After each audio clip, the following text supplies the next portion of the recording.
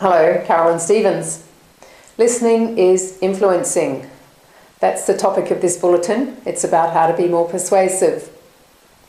Whilst driving to my next meeting a little while ago, I heard this gem on the radio: influencing is listening.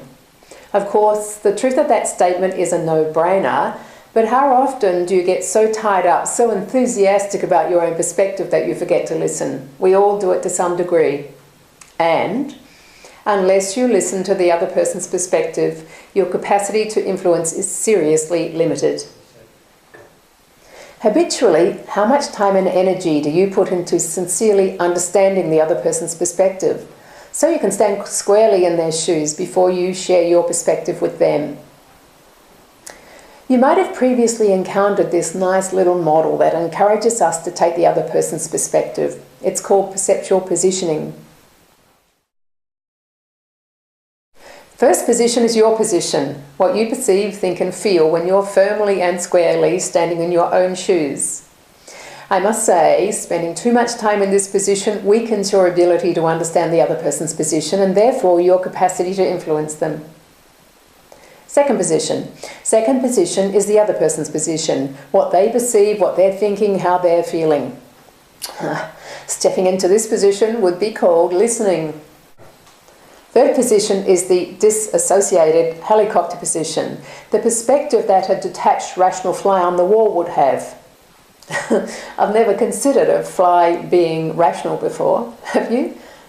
Anyway, third position supports you in seeing both first and second positions for what they are, therefore contributing to your understanding of the other person's circumstances and orientation.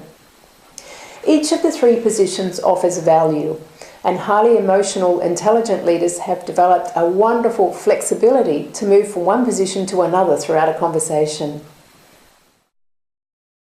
Now here's the bottom line for leaders who need to persuade.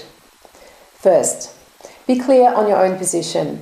How can you powerfully influence the other person if you don't have clarity on your own desired outcomes?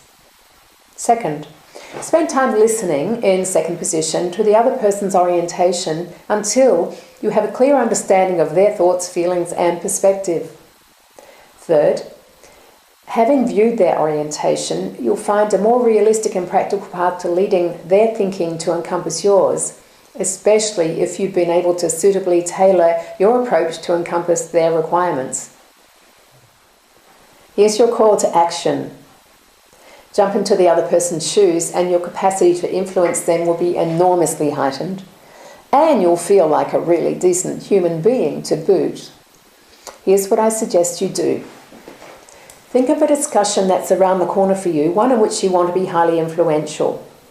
Then, draw a perceptual positions map, with you on the first branch, the other person or people on the second branch, and the helicopter on the third branch.